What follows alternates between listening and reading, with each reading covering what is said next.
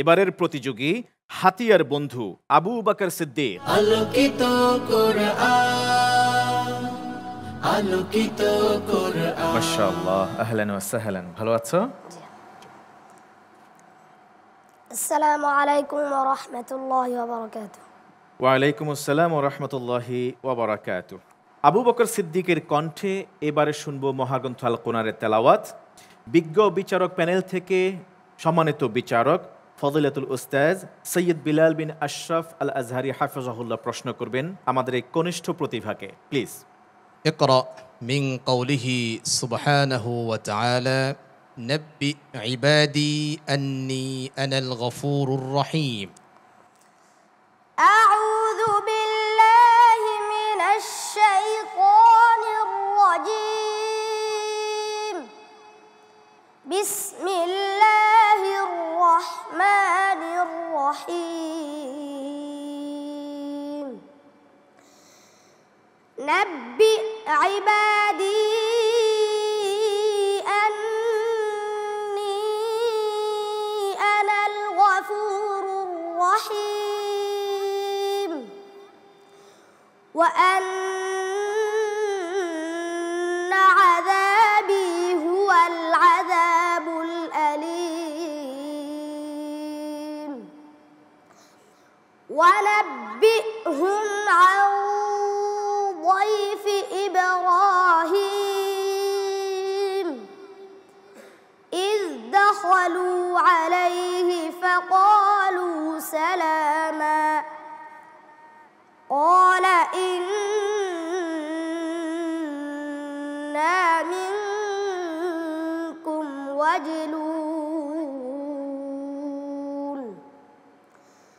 قالوا لا توجل إنا نبشرك بغلام عليم قال أبشرتموني على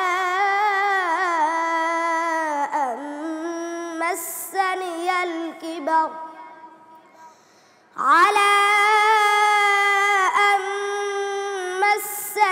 الكبر فبم تبشرون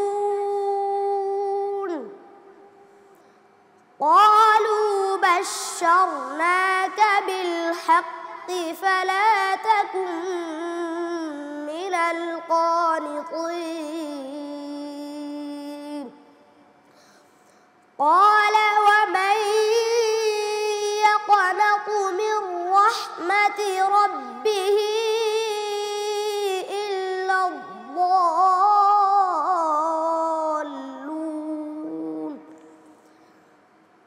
قال فما خطبكم أيها المرسلون قالوا إنا أرسلنا إلى قوم مجرمين حسبك. صدق الله العظيم. মাশাআল্লাহ, মাশাআল্লাহ। কেমন করলে আমরা জানবো বিজ্ঞ বিচারকের কাছ থেকে ফজিলাতুল উস্তাজ বিলাল বিন আশরাফ হাফিজাহুল্লাহ। প্লিজ। আবু বকর সিদ্দিক চমৎকার পড়েছে, তবে তাকে যেই বিষয়টিকে খেয়াল করতে হবে সেটা হচ্ছে হারাকাত যেগুলি ফাতহা কাসরা দম্মা যেগুলির পরে টান নেই, যেমন ঈদ দাখালু, ঈদ বললেই তাহলে একটু মাদ হয়ে যায়, ঠিক আছে? এখানে ঈদ একটু ফাস্ট পড়তে হবে, যেখানে মাদ আছে সেখানেই মাদ করব, যেখানে মাদ নেই সেই জায়গাগুলোতে ফাস্ট পড়তে হবে। এই বিষয়গুলোকে তোমাকে ফোকাস করতে হবে, ঠিক আছে? জাযাকাল্লাহ খাইর। ধন্যবাদ জানাচ্ছি বিজ্ঞ বিচারককে সুন্দর পরামর্শ দেওয়ার জন্যে। আবু বকর সিদ্দিক, আমাদের এই আলোকিত মঞ্চে আরেকজন আলোকিত ব্যক্তিত্ব আছেন, সম্মানিত অতিথি বিচারক। বিসমিল্লাহ মাশাআল্লাহ। আবু বকর সিদ্দিক চমৎকার তিলাওয়াত করেছে, ও ছোট্ট মানুষ। তবে আমার পরামর্শ থাকবে যে প্রথমে এত হাই স্কেলে তিলাওয়াত না করে যদি আরও একটু আস্তে শুরু করো তাহলে গলাটা ডিস্টার্ব দেবে না।